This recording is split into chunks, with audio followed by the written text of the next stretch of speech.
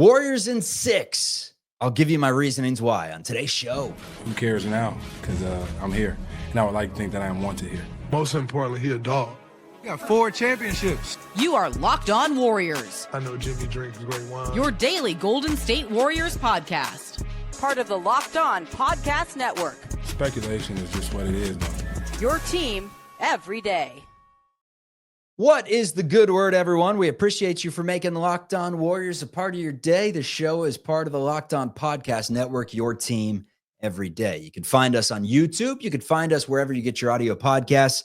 And it's brought to you by Monarch Money. Take control of your finances with Monarch Money. Use code LOCKEDONNBA at monarchmoney.com for 50% off your first year. I'm your host. My name's Charlie Walter. I worked at 95.7 The Game in the Bay Area. That's the flagship station for the Golden State Warriors. Also covered the team and their title run in 21-22 for CBS News Bay Area. On today's show, we're going to talk with Jackson Gatlin of Locked On Rockets, a little NBA crossover as we get you ready for the series tip-off Sunday in Houston. Best of 7, mano-a-mano, Rockets and Warriors. Here's our conversation.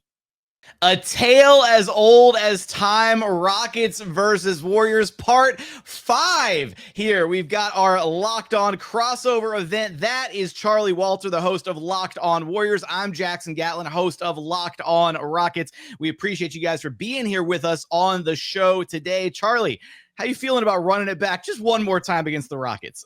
I'm excited, man. We're going to get some rock fights, some old-fashioned 2005 NBA basketball scores. Love it.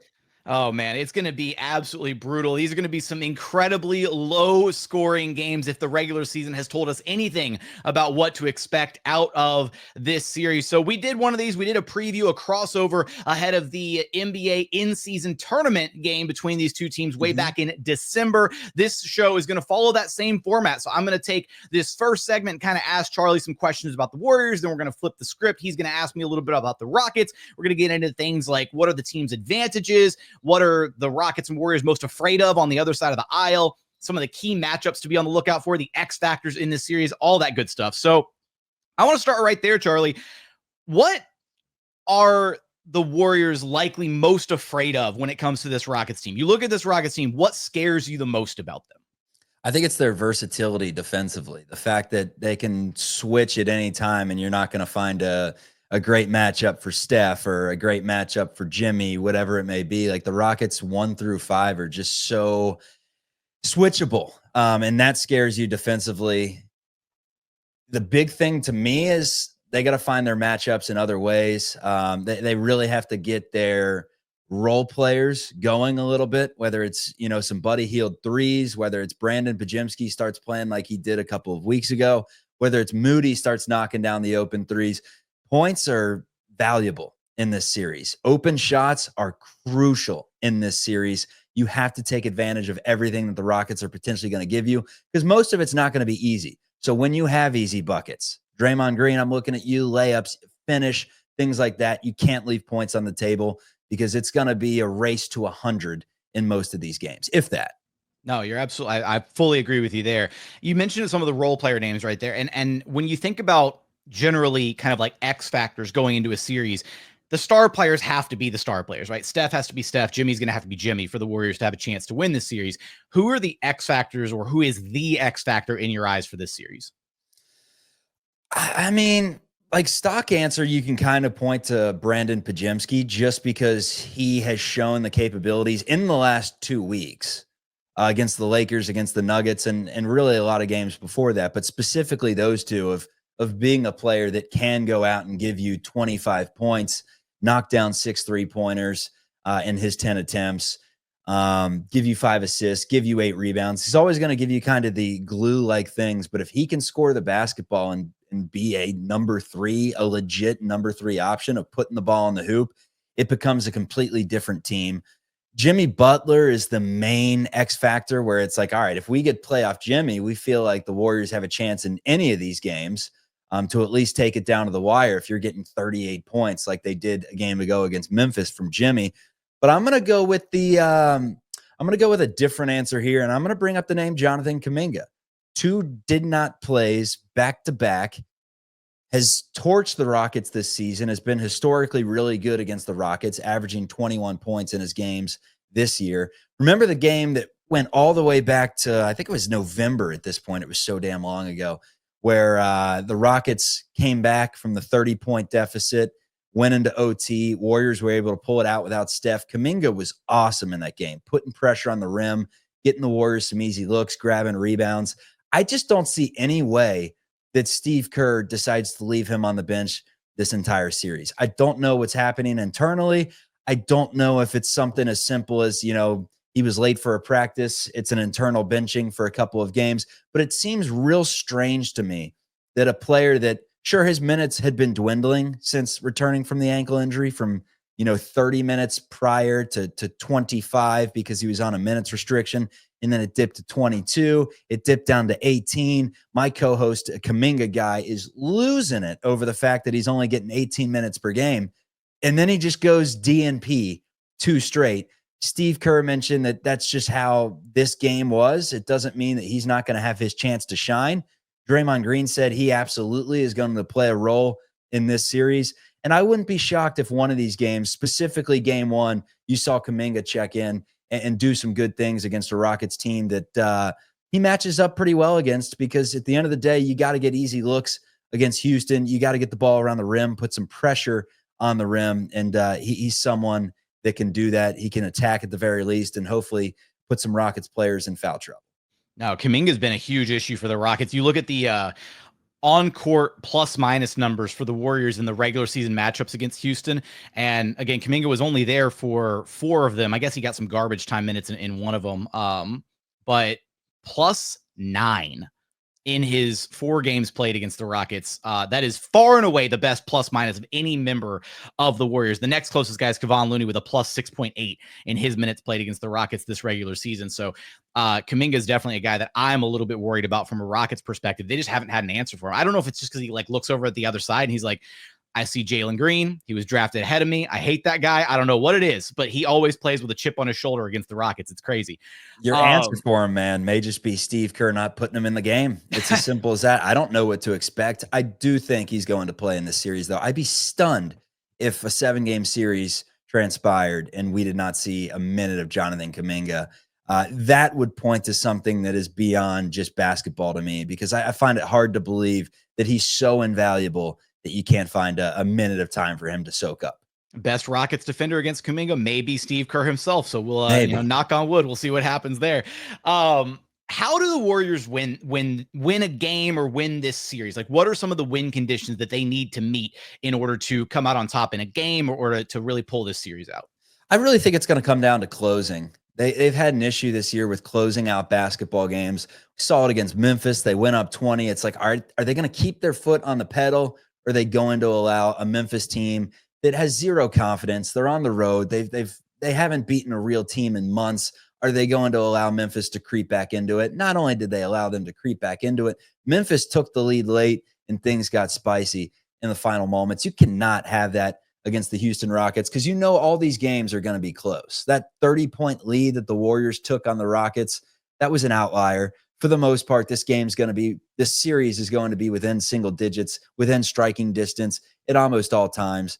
And I think the biggest thing for Golden State is just down the stretch of games when the Rockets are all over Curry, because everyone in the building knows where the ball's going to in the final minutes of the game. It's going to Steph. Having Jimmy as that extra decision maker, getting him the ball and having him facilitate is so huge for the Warriors. That's where I feel like they're playing their best basketball. When they're running the motion offense and Steph's running off screens and Draymond's looking for him and Pods has picked up his dribble and he's trying to find Steph, that's where it gets a little dangerous for me. Get the ball into Jimmy's hands. Let him find Steph. I think Jimmy Butler needs to have a ridiculous usage rate in this series late in games. Granted, he didn't make the right play with 30 seconds left against Memphis when he turned it over, and that nearly costed them the game. But far and away, he's been the Warriors' smartest player since joining the fold. And I really think you have to treat him like decision maker A and really put the ball in his hands down the stretch of games. That's the biggest thing to me, is closing out these games, because I do think every single one of them, almost every single one of them, is going to be close in the final 2-3 minutes. Coming up, we're going to flip the script. Charlie's going to grill me about the Rockets. Then we'll get into a little back and forth. We'll share our predictions and expectations for the series. We're going to get there in just one moment. First, today's episode is brought to you by SKIMS. Look, when I found out SKIMS was making underwear for men, I'll admit I was a little intrigued, right? I've heard about their quality from, friends, family. My girlfriend won't stop talking about SKIMS, so I had to check them out. And let me tell you, it absolutely lives up to the hype. Having issues with underwear is annoying, right? You buy some fresh boxers, boxer briefs, whatever. I'm a boxer briefs guy.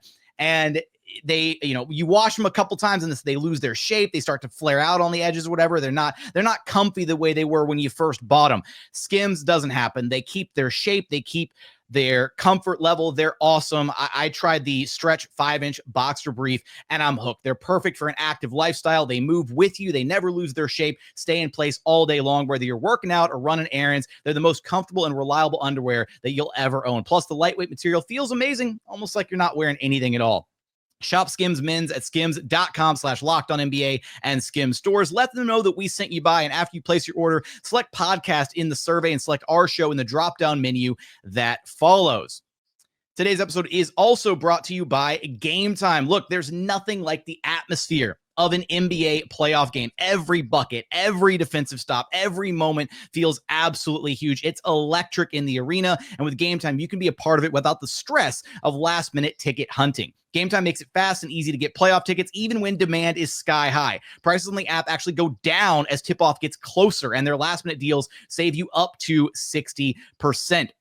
My favorite part about Game Time, though, is the all-in pricing. They're fully transparent from start to finish. They don't hit you with those hidden fees, surprise fees at checkout. What you see is what you pay. So take the guesswork out of buying your tickets with Game Time. Download the Game Time app, create an account, use code LOCKEDONNBA for $20 off your first purchase. Terms apply. Again, create an account and redeem code LOCKEDONNBA for $20 off. Download Game Time today. Last-minute tickets, lowest price, guaranteed.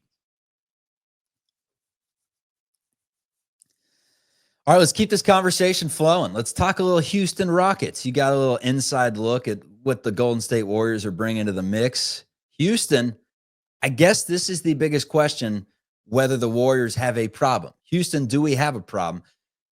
It becomes, to me, late in the games, let's say it is close, because I mentioned how I think all of these games are going to be close. Couple minutes left. Who are the Rockets going to? Like, who is their go-to guy? Are you running everything through Şengün? Is it through one of the guards? Like, tell me from a Rockets perspective how comfortable you'd feel in a tight game, 2 minutes left, with Jimmy Butler, Draymond Green, really good defenders on the floor. I'll be honest, Charlie, not great. And that's the problem here for this Rockets team. It's been an issue all season long. They don't even really know at times who their go-to closer is. They don't really have one. And that's kind of the issue. It's what makes this team great, but it's also, unfortunately, a double-edged sword for this team. They've had this mantra this season, sometimes you, sometimes me, always us, which means on any given night, right? It could be Şengün's night. It could be Jalen's night. It could be Dylan or Fred or Jabari or Tari or Amin.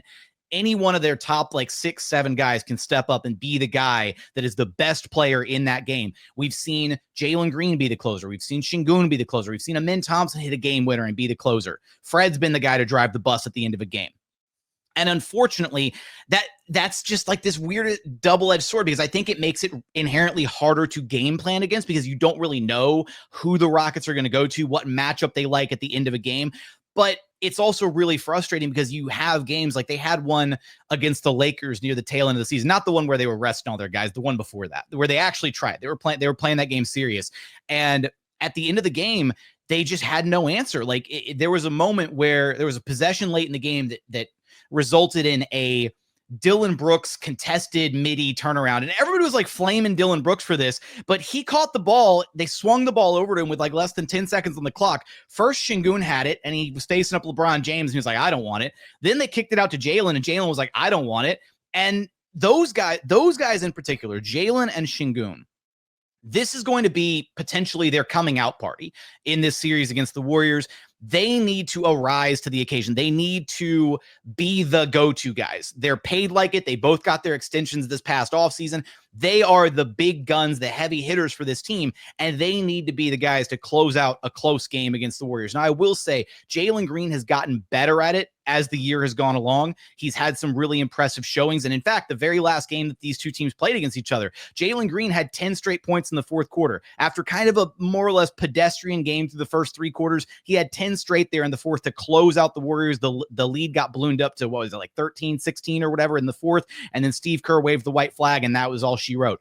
So on a given game, any one of their top 6 or 7 guys can be the closer. But that is ultimately a double-edged sword because, I don't know, I feel like not having that go-to guy, not having a Steph, not having a Jimmy is problematic when you need a bucket late, when you want to try to win a game, when you're in a hostile environment on the road and you've got a chance to maybe sneak one away. That's going to be tough for the Rockets. It's huge for the Warriors having those two, but at the same time, role player-wise, like whether it's Pods, whether it's Moody, whether it's Buddy Hield, Warriors have been afraid to take shots late in the games. You can tell that there's just this hesitancy. They're always looking for Steph with 90 seconds to go, no matter how, especially with Thompson guarding him, like someone's going to be draped all over him. And that's why I said in the previous few minutes that Jimmy Butler needs to be decision maker A. It's why you brought him in there, because if he's on the floor together with, let's say it's Moody and Pods, and neither of those two are looking for their shot, and as a fan, you don't feel comfortable in either of those two shooting. Draymond Green, open threes. He's had some clutch ones this season, but whether it's the open three or whether it's the 4-foot runner, like you don't really want Draymond taking shots down the stretch either. So it comes down to really two guys. And Steph's potentially going to be bottled up. But key word, potentially, in a 7-game series, he's not going to score 3 points. I promise you. That was a one-off. He scored those 3 points in the last game against the Rockets on a ridiculous buzzer beater inside half court, just a few steps inside half court. That was his only bucket in the game. Had a few decent looks, but you could tell it was just not one of those nights for Steph Curry. Realistically, from a Rockets fan, from Rockets media, from Rockets perspective, what is a good night defending Steph Curry, who seemingly scores 34 out of 5 games? I think the whole philosophy towards guarding Steph is going to be, Ime's done different things, different times, with different star players. He treats them differently. With Steph, it very much feels like he's going to use the same strategy that he used in that final game of the regular season, which is you're going to have Amin Thompson probably mirroring Steph's minutes. He's going to face guard him all game long. And even though the Rockets do have a very versatile switching defense, the goal is for Amin to not switch off of Steph. The goal is for Amin Thompson to be camped on Steph Curry at all times, even at the cost of potentially giving up maybe some backdoor action, some little, slip screens, whatever, to other guys, because they'd much rather, let another guy take a contested midi or, an attempt at the rim with a hand in his face, or, Şengün going up vertically to contest at the rim, rather than giving Steph those wide open threes, right? That's the bread and butter of the Warriors offense, is all that misdirection, all the off ball movement. And eventually you get Steph and he relocates by the, 22nd second of the shot clock. And then boom, it's a 3-pointer. And you're like, how do we lose the one guy we can't lose on the floor? I agree with you. I think that last game, as impressive as it was to watch the Rockets hold Steph to just 3 points, that's not going to be the case. They're not going to hold Steph to under single-digit scoring, whatever. Steph is an all-time great for a reason. He's the greatest shooter in NBA history. It is going to be a monumental task to try and slow him down over the course of a 7-game series. That said, I do think the Rockets might be one of, if not maybe the best team in the NBA equipped to do that, simply because they have an Amin Thompson to chase him around, right? He is, to me, the NBA's best defender right now, the best perimeter defender, the most unique, versatile defender.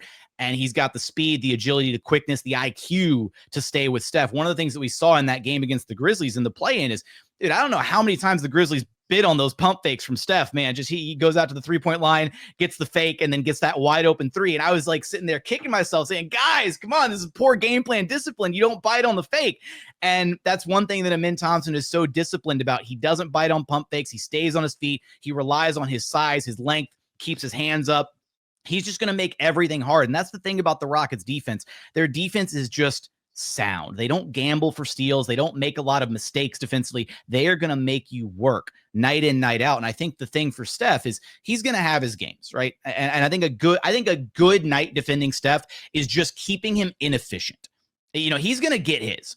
The thing is, you don't want Steph dropping 30 on you on like 15 shots. That's what you don't want, right? If he gets 30, but if it takes him 25 or damn near 30 shots to get there, I think that's a great night defending Steph. Jimmy Butler only had 13. One of his slower games in a Warriors uniform the last time these two teams played. 33 minutes, was 4 of 7 from the floor, only got to the line 4 times, which is an outlier for him. Typically, he's getting to the line in double figures.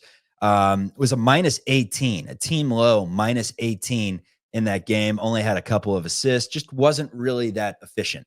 Now, he hadn't scored 30 in any game until the Clippers, which was the last game of the regular season. Follows it up with 38. There's something to be said about this whole legend of playoff Jimmy, because until it dies, it's real. Like, it is real until it's no longer real. And look, Rockets holding him to 13 points. That's excellent defense. Does Jimmy Butler scare you? He does, because Jimmy just has this like innate feel for the game where it's not like he's doing anything that's like incredibly flashy offensively. He knows where to be, man. He knows where to be. He's a student of the game. Mm-hmm. You can get him the ball anywhere and he's going to have good spacing, or he's going to command good spacing. He's telling guys on the floor where to be. I mean, there have been multiple times in the last week, man, where I'm just watching Jimmy with the ball in his hands, top of the key, offense is flowing, and he's just telling people to go, with head motions, telling them where to go, and then frees up the lane, goes down, and just powers his way to the bucket. He's been aggressive with his takes. If he's not pretty comfortable in the shot that he's going to get, then he's going to find an open shooter. It may be Moody. It may be a wide open Draymond Green three. It's not always the player that you want taking the threes, but he's going to get someone a good look at all times and make the right plays. So if your answer wasn't, hell yeah, he scares me, then I think the Rockets are severely underestimating what I think Jimmy Butler can be, because he's been good all season, just hasn't really taken over. And now we've seen it back-to-back games where he's like, all right, I know what I'm supposed to be. I got more left in the tank. Let's go. No, you're absolutely right. Again, Steph scares me. Jimmy scares me, right? But the thing about Jimmy, and I think this is where, again, the Rockets are such a unique presence in the NBA, and they're one of the best defenses. The Warriors have been the best defense in the NBA since the Jimmy acquisition. Rockets are floating right up there, top 5 in the NBA landscape defensively.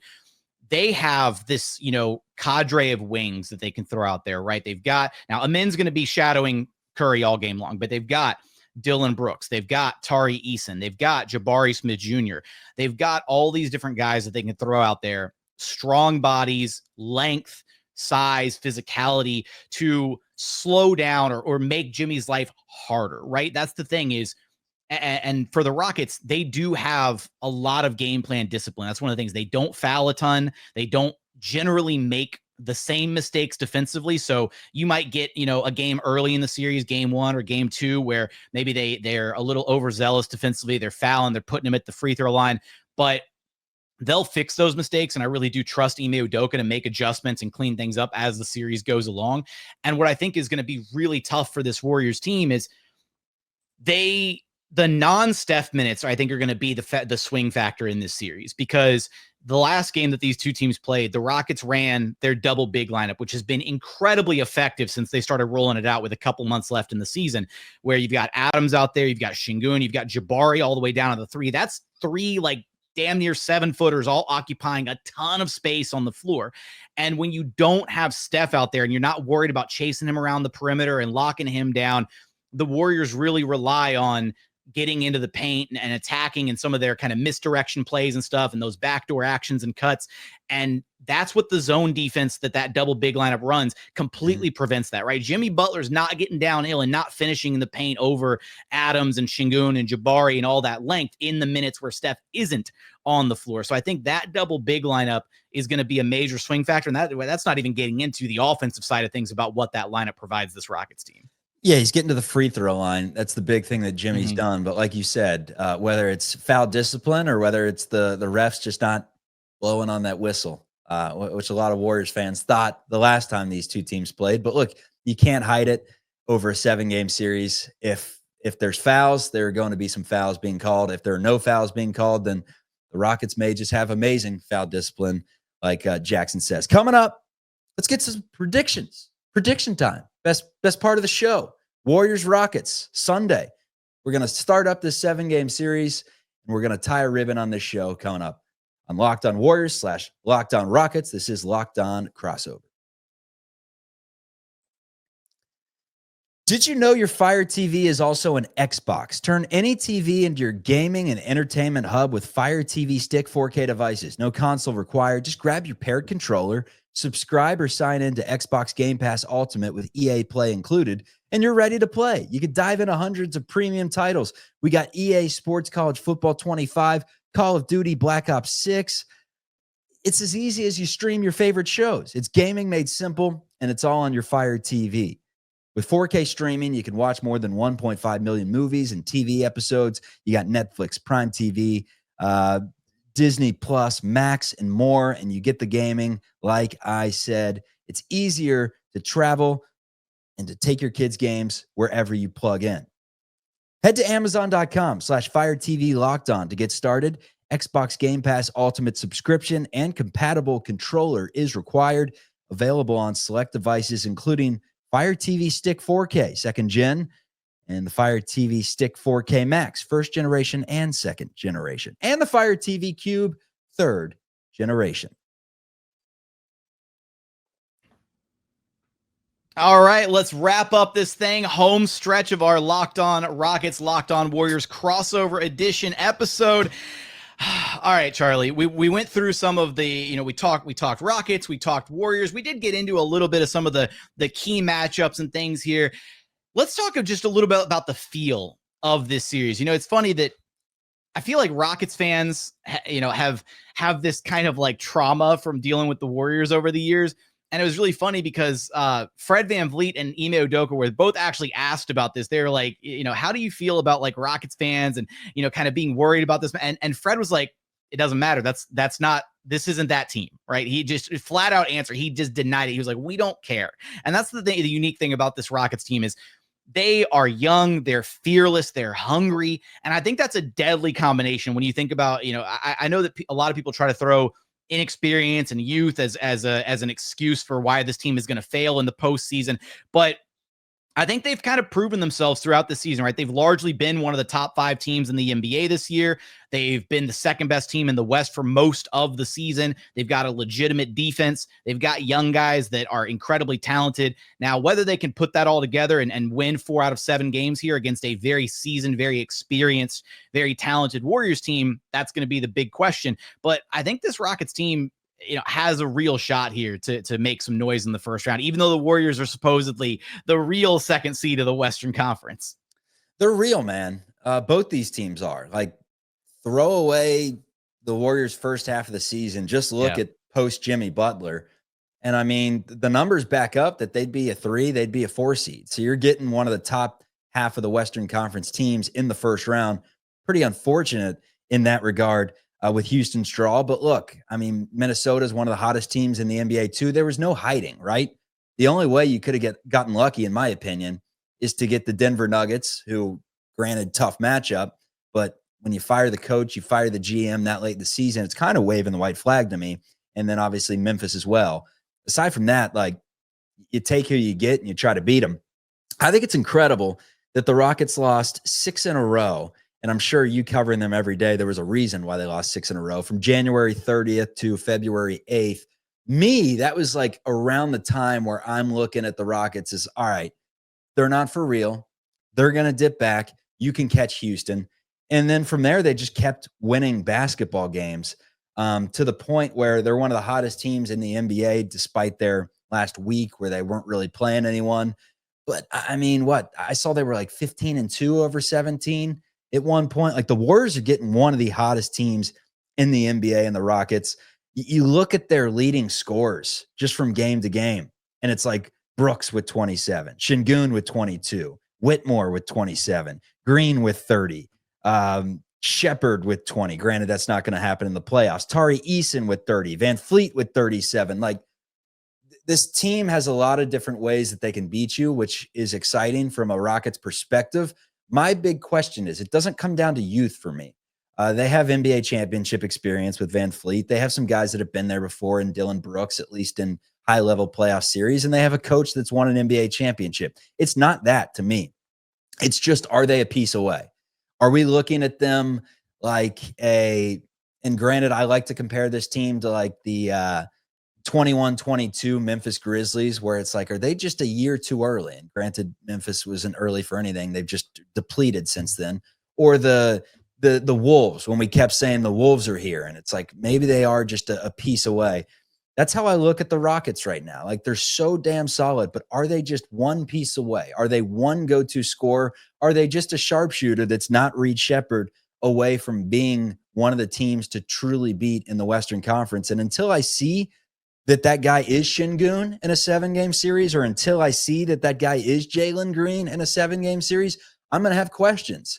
And I think that is why the Vegas sports books have made this a minus 200 Warriors to win this series odds. The reason that it's that way is because they're daring people to take the Houston Rockets. They're saying, hey, look, this Warriors team's done it. They're top heavy. Their role players have been solid. Steve Kerr's been able to coach them up pretty well since Jimmy Butler's joined the fold. So, I mean, that's kind of the way that I look at it. It's not necessarily a youth and inexperience thing. It's just a matter of, can a team that is very cohesive, very sound, plays very hard, but doesn't have that alpha beat a team with legit 2 alphas? Because I wasn't 1,000% sold on the Jimmy Butler trade, more so because of age than anything. I'm like 35. I mean, up until LeBron and KD and James Harden and Steph, like 35 in the NBA, you're a bag of bones walking. Like that's not a good trade. Keep Andrew Wiggins. And since watching Jimmy Butler every single night, my mind has completely changed. Like, there's something about him during the regular season where he just does not look to turn it up scoring the ball. And in the last 2 games, we've seen a different Jimmy Butler where he gets the ball in his hands and he's like, I'm looking to shoot. If I have the open 3, I'm going to take it. If I have the lane, I'm going to take it. I'm going to get fouled.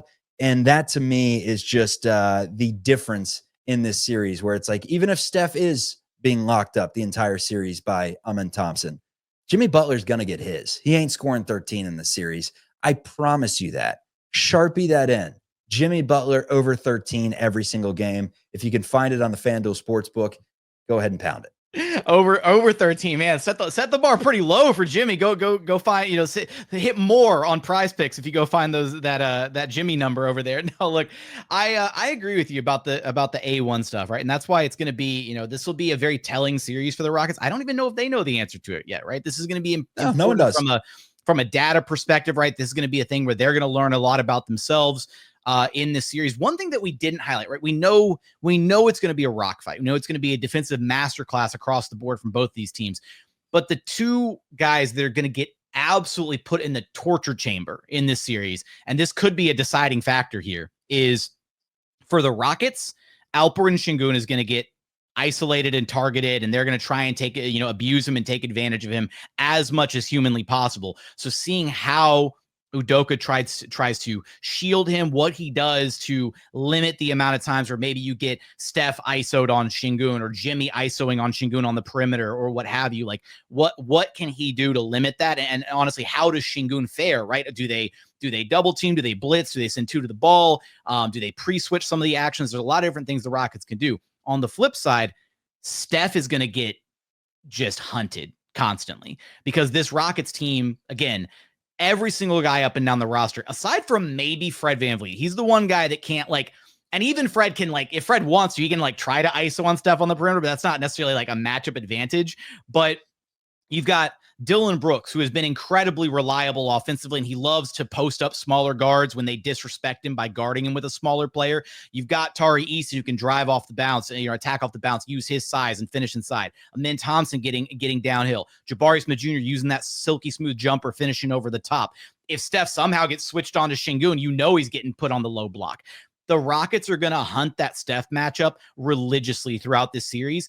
And I do think that a combination of Steph being hounded relentlessly by Amen Thompson on the defensive side of the ball and having to work so incredibly hard to get his, on top of the torture chamber that he's going to be in defensively every second that he's on the floor, that is potentially going to wear on him over the course of a 7-game series. Now, I will say that with the caveat that something that does not get talked about enough with Steph, his like cardio, his stamina, his fortitude is absolutely up there with his shooting prowess. That's what makes him so special. The fact that the dude doesn't ever stop. He's constantly running, moving. I would love to have like a motion tracker on Steph just to see how many steps, how many laps he gets in over the course of a given game, because the dude never stops moving on the floor.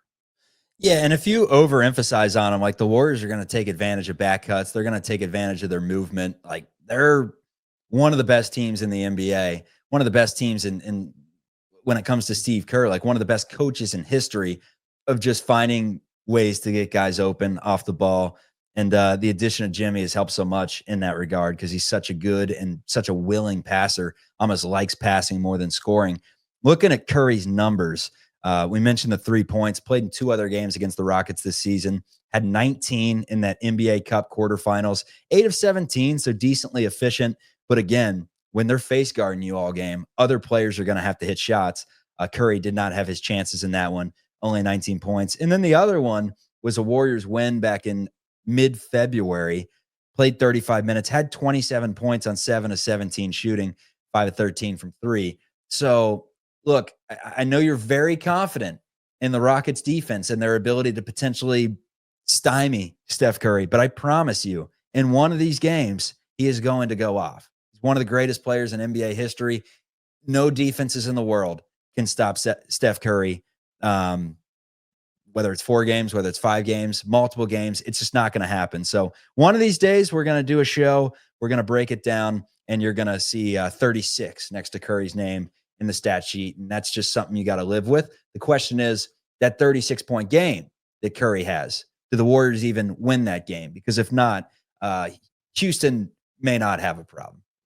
All right, we got to get out. We're going to wrap this thing up, but we got to get our official predictions on the books. I'm sure you've shared a prediction over at Locked on Warriors. I've already shared mine at Locked on Rockets, but we got to do it in the crossover episode. I'll let you go first, Charlie. What you got for the series? What's your official prediction? I think it's going to be an awesome series. I got Warriors in 6. If the Rockets won, it wouldn't necessarily shock me. I thought if the Memphis Grizzlies beat the Golden State Warriors, it wouldn't have necessarily shocked me. This has been a very inconsistent team. And when I say inconsistent, it's not game to game. It's in games. They're just quarter to quarter.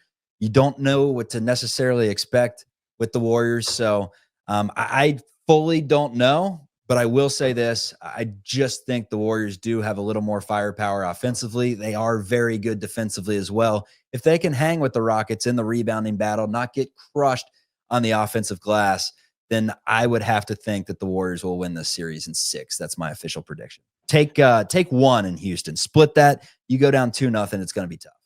Yeah, I've got the opposite side of that. I've got Rockets in 6 on this one, and I do think it's going to be a choppy series in the sense that I went so far as I think Rockets are going to take game 1. I think Warriors are going to bounce back and take game 2. And I think a lot of Rockets fans are going to be terrified that, oh, they snuck one in Houston. Here it is. It's going to be game over. But then I think the Rockets are a team that has shown an ability throughout the regular season to win on the road. They've been a good road team. They've beaten some incredibly talented teams on the road this season. I don't think they're scared going into the Warriors arena and taking a game off of them. I think they come back, win game 3, drop game 4, so it's tied up 2-2, and then I think they come back home, they settle in, they're settled into the series, they played 4 games, they're familiar with the opponent. Warriors are an older team, and I think that's going to get to them as the series progresses, dealing with the most physical team in the NBA.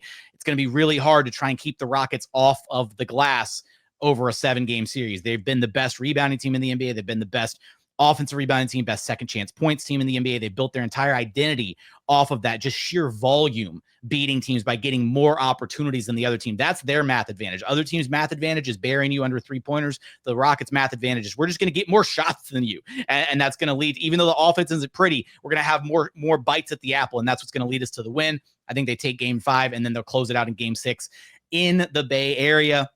That's my official prediction. We got Charlie's official prediction. We want to know y'all's predictions in the YouTube comments, whether you're listening and watching along over on the Locked on Warriors channel, on the Locked on Rockets channel. Give us your official series predictions in the YouTube comments. But from Charlie and myself, we appreciate you guys for tuning in for this crossover edition episode.